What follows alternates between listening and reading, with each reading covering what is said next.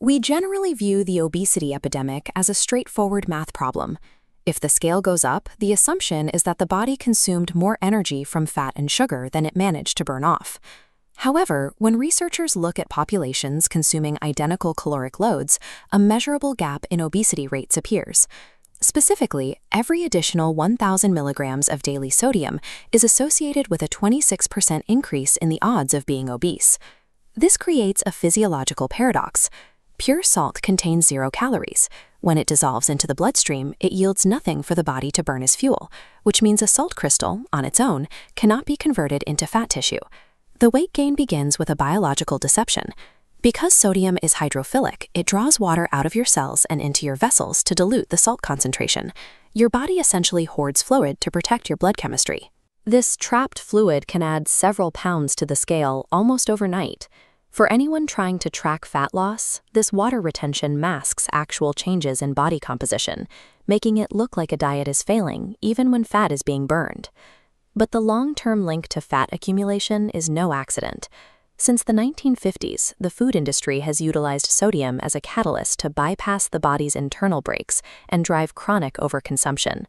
Food scientist Howard Moskowitz pioneered the concept of the bliss point, a clinical determination of the exact salt, sugar, and fat ratio required to make a product maximally rewarding to the human palate. Sodium is the anchor of this formula.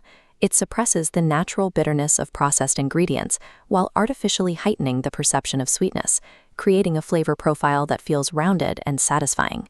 This engineered taste triggers the mesolimbic dopamine system. By flooding the brain's reward centers, these high sodium profiles can override the hormonal signals that usually tell you to stop eating when you're full. Over time, the brain adjusts to these dopamine spikes. Natural, whole foods begin to taste flat or unappealing, creating a feedback loop where only ultra-processed, sodium-dense foods provide enough sensory stimulation to feel rewarding. While the brain is occupied with the flavor, the rest of the body is reacting to the salt load. High sodium intake creates a state of hyperosmolarity, pulling water directly out of your individual cells, leaving them physically shriveled. These dehydrated cells send urgent stress signals to the brain's thirst centers. Your body isn't hungry for energy, it is desperate for hydration. The modern response to this salt-induced thirst is rarely water. In most fast food environments, consumers reach for sugar-sweetened beverages, effectively quenching a salt-driven thirst with hundreds of liquid calories. This completes the industrial loop. The sodium ensures you overeat the food, and the resulting cellular dehydration ensures you drink the sugar. Inside the body's fat tissue, this chronic sodium load triggers a localized inflammatory response. This inflammation leads to hyperinsulinemia, a state where the body maintains high insulin levels even when you aren't eating. This effectively keeps the metabolism locked in a fat storage mode, preventing the body from accessing its own energy reserves. This diagram shows the disruption of leptin, the hormone fat cells produce to tell the brain the body is full. Here, inflammatory markers are physically blocking those signals from reaching their receptors, bouncing them off before they can deliver the message. Because the brain never receives the leptin signal, it interprets the situation as a crisis. It acts as if the body is starving, regardless of how much fat is actually stored or how much food has been consumed. A high sodium diet essentially silences the communication between your fat stores and your brain, making it biologically difficult to experience the sensation of being finished with a meal.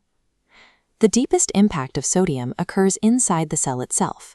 To manage the stress of chronic salt exposure, the body activates a survival mechanism called the polyol pathway. Under high salt stress, cells deploy an enzyme called aldose reductase. It takes the glucose you've eaten and reconfigures it into fructose inside the cell. This internal fructose impairs the mitochondria. Instead of burning energy, this pathway forces the cell to prioritize fat storage. Because this transformation happens inside the cell, this fat creation process is triggered by the salt concentration itself, functioning independently of the total calories you've consumed. The salt effectively instructs your cells to stop burning fuel and start manufacturing fat. It shifts your baseline metabolism from energy expenditure to energy storage at a cellular level. For many, weight gain isn't a failure of willpower or discipline. It is the predictable outcome of a biological system reacting to a high-sodium environment it wasn't evolved to handle. Breaking this cycle is difficult because we are surrounded by foods mathematically designed to hit the bliss point. In this environment, the biological drive to overconsume is essentially engineered into the meal. Removing added sodium provides the first physiological victory. As the body stops hoarding water to dilute the blood, the trapped fluid weight drops away, providing an immediate shift in how your clothes fit and how the scale reads.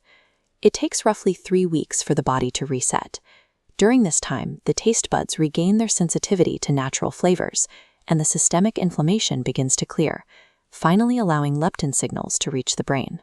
By returning to whole, minimally processed foods, you allow your natural satiety systems to function again. You aren't just eating less, you are allowing your brain to finally hear when your body says it has had enough.